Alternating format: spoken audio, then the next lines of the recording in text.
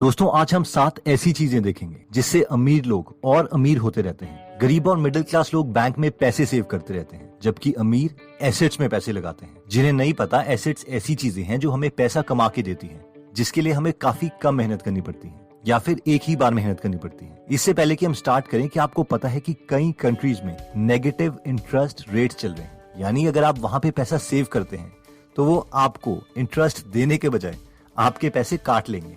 For example, Switzerland में -0.75% interest rate है, Denmark में 0.6%, जापान में -0.1% एंड सो ऑन। ये कंट्रीज ऐसा इसलिए कर रही हैं ताकि नॉर्मल पब्लिक सेल्फ डिपेंडेंट बने और सेविंग करने के बजाय ऐसे आइडियाज ढूंढे जिससे उनकी कंट्री ग्रो हो। एनीवेज, आज का टॉपिक कुछ और है और हम बात करेंगे उन 7 एसेट्स की जिनमें अमीर लोग पैसे इन्वेस्ट करते हैं। तो सबसे पहले आता है रियल एस्टेट। अब हम में से कई लोग सोच रहे होंगे कि रियल एस्टेट यानी प्रॉपर्टी को हमने सबसे पहले क्यों रखा, क्योंकि फोर्ब्स के आर्टिकल के अकॉर्डिंग सबसे ज्यादा अमीर लोग यानी मिलियनेयर्स रियल एस्टेट में ही बनते हैं। रियल एस्टेट में अमीर लोग ब्रॉडली 2 तरीके से पैसे इन्वेस्ट करते हैं, जिसमें पहला आता है फ्लिप, यानी मार्केट प्राइस से कम प्राइस में प्रॉपर्टी खरीदो और थोड़े सालों के बाद लैंड इंप्रूव करके उसे महंगे में बेच दो। इंडियन कॉन्टेक्स्ट में अगर मैं आपको एग्जांपल दूं, तो किसी प्रॉपर्टी में अगर कूड़ा भरा हुआ है, सामने सीवरेज की पाइप है, जिसकी वजह से उस प्रॉपर्टी को कोई नहीं खरीद रहा, लेकिन उसके बाद एक इंटेलिजेंट प्रॉपर्टी डीलर आता है, वो बहुत सस्ते दाम में उस प्रॉपर्टी को खरीद लेता है। थोड़े और पैसे इन्वेस्ट करके वो कूड़ा हटवा देता है, लैंड में बाउंड्रीज बनवा देता है और सामने वाली सीवरेज पाइप को हटा देता है और कुछ सालों में उसी प्रॉपर्टी को 3 या 4 गुना प्राइस में बेच देता है। लेकिन ये उतना इंप्रेसिव नहीं है, क्योंकि ये वन टाइम पेमेंट है, यानी उस प्रॉपर्टी से आपने सिर्फ एक ही बार फायदा उठाया। इसलिए real property dealers, actual investors ऐसा नहीं करते। असली प्रॉपर्टी इन्वेस्टर्स वो हैं जो प्रॉपर्टी को होल्ड करके रखते हैं, यानी उससे कभी बेचते नहीं हैं, बल्कि उसको अपना एसेट बना के हर बार उनसे पैसा निकालते रहते हैं। प्रॉपर्टी को होल्ड करने से हमें 4 फायदे होते हैं, जिसमें पहला आता है ओपीएम, यानी अदर्स पीपल मनी, जिसका मतलब है कि दूसरों के पैसों से वेल्थ क्रिएट करना। रियल एस्टेट ही एक ऐसी चीज है जिसमें बैंक लोन बाकी एसेट क्लासेस के कंपैरेटिवली काफी जल्दी मिल जाता है। कोई भी बैंक हमें कंपनी के शेयर्स खरीदने के लिए पैसे नहीं देगा, तो आपको रियल एस्टेट में लोन मिल जाएगा। दूसरा फायदा आता है एप्रिसिएशन, यानी अगर आप प्रॉपर्टी बेचते नहीं हैं और उसे होल्ड करके रखते हैं, तो लंबे समय में प्रॉपर्टी के प्राइस इंक्रीज होंगे ही होंगे, जिसका मतलब है कि आपकी नेट वर्थ, आपकी वेल्थ इंक्रीज हो जाएगी। तीसरा फायदा आता है टैक्स बेनिफिट।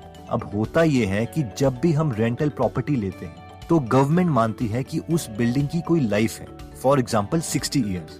इसको हम एक एग्जाम्पल से समझते हैं। मान लीजिए कि एक अमीर आदमी ने प्रॉपर्टी ली 80 लाख रुपए की, जिसमें एक बिल्डिंग भी थी। इस 80 लाख में से लैंड की कीमत थी 20 लाख और बाकी उस बिल्डिंग की कीमत थी 60 लाख रुपए। तो सरकार मानती है कि उस बिल्डिंग की लाइफ 60 साल है, यानी उस आदमी को हर साल 60 लाख डिवाइडेड बाय 60 साल 1 लाख रुपए पर ईयर की टैक्स डिडक्शन मिलेगी। इस अमीर आदमी के पास जितनी ज्यादा बिल्डिंग्स होंगी, इसे उतनी ही ज्यादा टैक्स डिडक्शन मिलती रहेगी। एक सेल्फ एम्प्लॉयड या जॉब वाला इंसान टैक्स देता रहेगा और यह इंसान टैक्स से बचता रहेगा। रियल एस्टेट में इन्वेस्ट करने का चौथा फायदा आता है कैश फ्लो, यानी इस आदमी को हर साल रेंटल इनकम मिलेगी और वो रेंटल इनकम हर साल बढ़ती रहेगी। यानी अमीर लोग पहले प्रॉपर्टी में लोन लेते हैं अपने खुद के बहुत कम पैसे इन्वेस्ट करके। दूसरा, जितनी उस लोन की किस्त है उससे ज्यादा वो रेंट लेते हैं, ताकि उन्हें खुद अपनी जेब से किस्त के पैसे ना देने पड़े। तीसरा, जितने भी एक्स्ट्रा पैसे उन्हें मिलते हैं उस पर भी वो टैक्स ब्रेक ले लेते हैं। और फाइनली, प्रॉपर्टी के प्राइस जो बढ़ते रहते हैं उससे उनकी टोटल नेट वर्थ बढ़ती रहती है। आई मीन, इसे बोलते हैं win win win win situation, और चारों विन इस केस में इन्हीं के हैं। नेक्स्ट एसेट आता है by shares of a company. अब जिसे इन्वेस्टिंग के बारे में नॉलेज है, उसके लिए ये सबसे अच्छा प्लेटफॉर्म है पैसे कमाने का।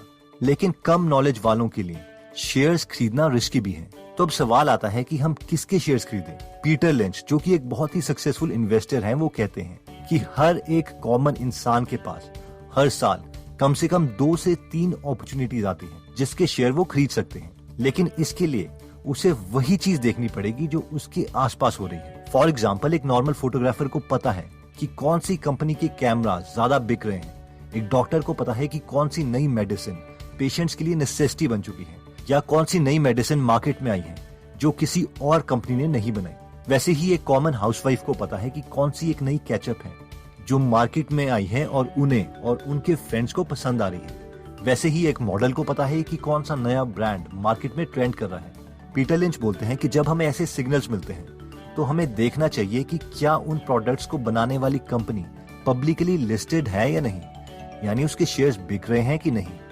अब इसका मतलब ये नहीं है कि बस जाओ और इनके शेयर्स खरीद लो, बल्कि इसका मतलब ये है कि हमने इन कंपनीज को शॉर्ट लिस्ट कर दिया है और अब हमें जाके इनकी फाइनेंशियल स्टेटमेंट्स पढ़नी है, इनके बारे में और जानना है कि ये कितना पैसा अर्न करती है, क्या इन्होंने उधार लिया है या नहीं। और ऐसे हम बहुत अपॉर्चुनिटीज ढूंढ सकते हैं। पीटर लिंच बोलते हैं कि अनफॉर्चुनेटली पब्लिक इसके ऑपोजिट करती है। फॉर एग्जाम्पल, एक डॉक्टर मेडिसिन के बजाय ऑयल कंपनी में इन्वेस्ट कर रहा होता है। एक ऑयल कंपनी में काम कर रहा इंसान फार्मा में इन्वेस्ट कर रहा होता है। बस सबको लगता है कि मैजिक दूसरी तरफ हो रहा है और जिस इंडस्ट्री को हम समझ सकते हैं उसके बारे में हम ध्यान ही नहीं देते। तभी बोलते हैं कि स्टॉक मार्केट एक ऐसा टूल है जो इम्पेशेंट से पैसा लेके पेशेंस वाले इंसान को दे देता है। नेक्स्ट एसेट आता है लाइसेंसिंग।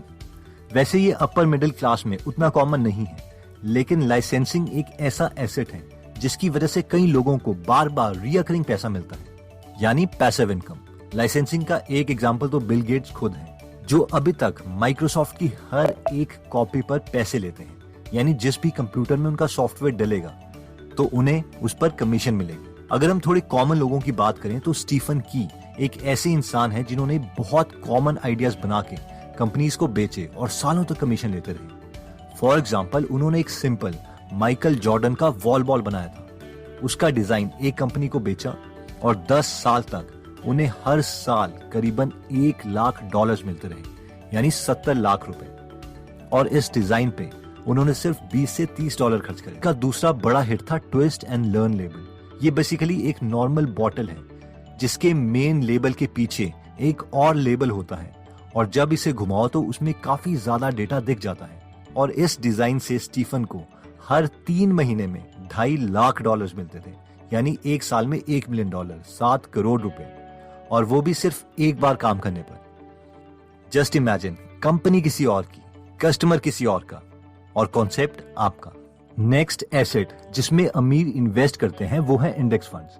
अगर हम इंडिया के इंडेक्स फंड्स की बात करें तो वो है निफ्टी 50। निफ्टी 50 का मतलब है इंडिया की टॉप 50 कंपनीज, यानी अपनी वेल्थ को मैक्सिमाइज करने के लिए अमीर लोग अपना कुछ पैसा इंडिया की टॉप 50 कंपनीज में लगा देते हैं लंबे समय के लिए, ताकि उन्हें 15% तक का रिटर्न मिल सके। जब जब मार्केट गिरती है, निफ्टी 50 में अमीर लोग और पैसे डाल देते हैं और मिडिल क्लास लोग पैसे निकाल लेते हैं और ये सारे पैसे रीडिस्ट्रीब्यूट हो जाते हैं, यानी मिडिल क्लास और लोअर मिडिल क्लास का पैसा अमीर लोगों के पास आ जाता है और ये अमीर और अमीर होते रहते हैं। नेक्स्ट आता है डिजिटल एसेट्स। हमारी पहली पीढ़ियों के पास ये अपॉर्चुनिटीज नहीं थी, लेकिन आजकल के इंटेलिजेंट यंगस्टर्स इसे समझते हैं और इसीलिए वो digital courses, digital products create कर रहे हैं, जिससे वो एक बार क्रिएट करके बार बार सेल कर सकते हैं। डिजिटल प्रोडक्ट्स में कॉस्ट ऑफ रीप्रोडक्शन ऑलमोस्ट 0 है और स्केलेबिलिटी का कोई इशू नहीं है।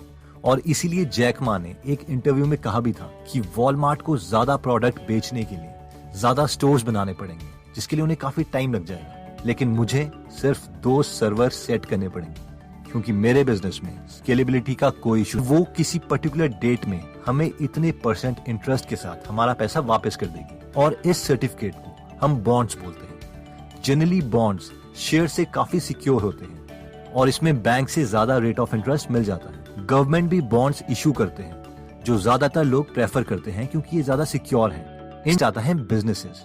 ऑब्वियसली बिजनेस ही ऐसी चीज है जो आपको बहुत कम टाइम में बहुत ज्यादा पैसा अर्न करके दे सकती है। अमीर लोगों के लिए बिजनेसेस का ये मतलब नहीं है कि वो बिजनेस में काम करना चाहते हैं, बल्कि उनके लिए बिजनेस एक एसेट है जो कि उन्हें पैसा कमा के दे, जिसके लिए उन्हें बहुत कम काम करना पड़े। ऑल्दो इलॉन मस्क जैसे लोग हैं जिन्हें अपना काम पसंद है और वो पैसों के लिए बिजनेसेस नहीं कर रहे हैं। एनीवेज, bizbuysell.com एक ऐसी वेबसाइट है जिसमें हम बिजनेसेस खरीद सकते हैं। अब इसमें इंडिया के कम बिजनेसेस हैं, लेकिन हमें इन्हें देख के बिजनेसेस के आइडियाज मिल सकते हैं कि क्या कोई ऐसा बिजनेस हम इंडिया में चला सकते हैं या नहीं। इसके अलावा हमारे पास flippa.com है जिसमें हम बिजनेस ढूंढ सकते हैं।